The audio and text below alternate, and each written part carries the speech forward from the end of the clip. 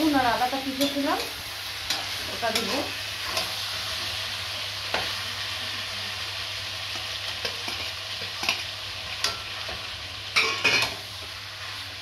সুন্দর করে কষাবো। এখন দেবো একটা টমেটো দিতে হবে এর মধ্যে। যত সুন্দর কষবে অত ভালো হবে মাংসটা।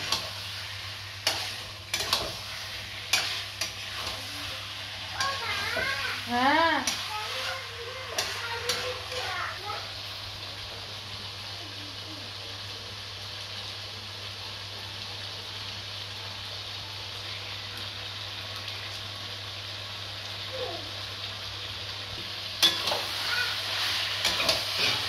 সুন্দর করে নাড়বো। যত সুন্দর করে এটাকে কষাবো তত সুন্দর হবে। এটা যতই সুন্দর কষাবো অতই সুন্দর হবে।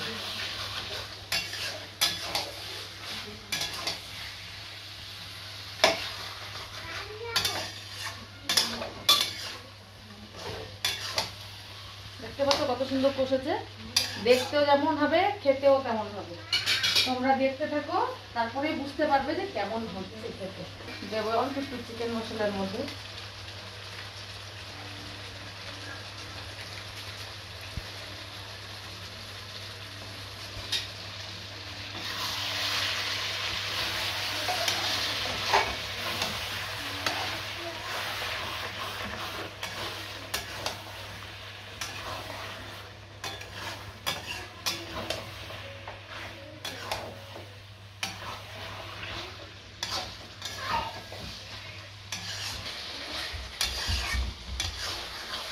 এটা কষতে হবে গো সুন্দর করে।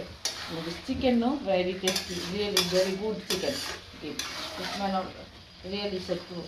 দেখো কটা কাঁচা লঙ্কা, এই যে কটা আমি যে কটা আমার লাগবে সেই হিসেবে কটা কাঁচা লঙ্কা। কাঁচা লঙ্কাগুলো ফাটাইনি, কেন আমি শুকনো লঙ্কার গুঁড়ো দিয়েছি, এর জন্য ফাটাইনি। জানি না কতটা লাগবে। সুন্দর কষে যাক। দেখো ততক্ষণ আমি বাসনগুলো ধুয়ে ফেলি বন্ধুরা। কেন কি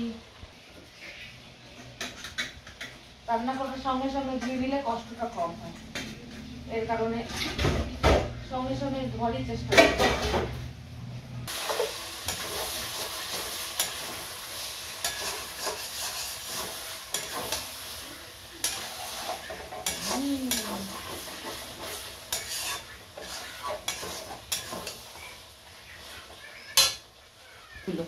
যে আলুগুলো ভেজে রেখেছিলাম সেই আলুগুলো দেবো।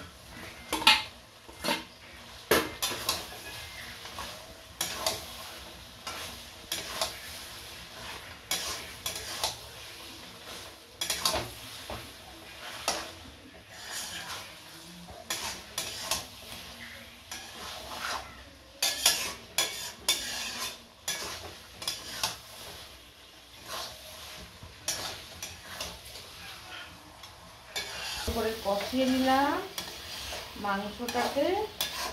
এখন দেবো অল্প একটু, মাংসটা মশলাটা কষাটাই হচ্ছে মেন।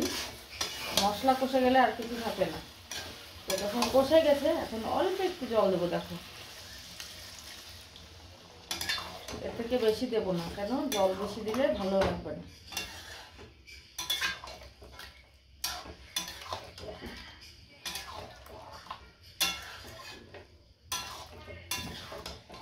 আজকে একটু আলাদা করেই মাংস বানালাম, কেন মাখা মাখা করেই সব খেতে হবে আজকে, ঝোল ঝোল। মশলা দেখো হালকা সেন্টের জন্য দিয়ে দিলাম। এখন এটাকে সুন্দর করে ঢেকে দিব, একটু ফুটলেই বাস হয়ে গেল চিকেন। এটা দেখো মেথি, শুকনো মেথি পাতা ঢাললাম।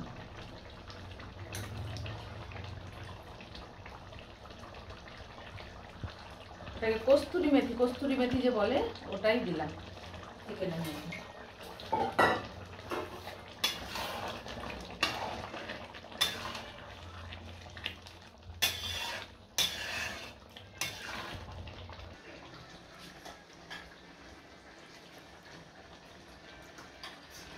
really tasty.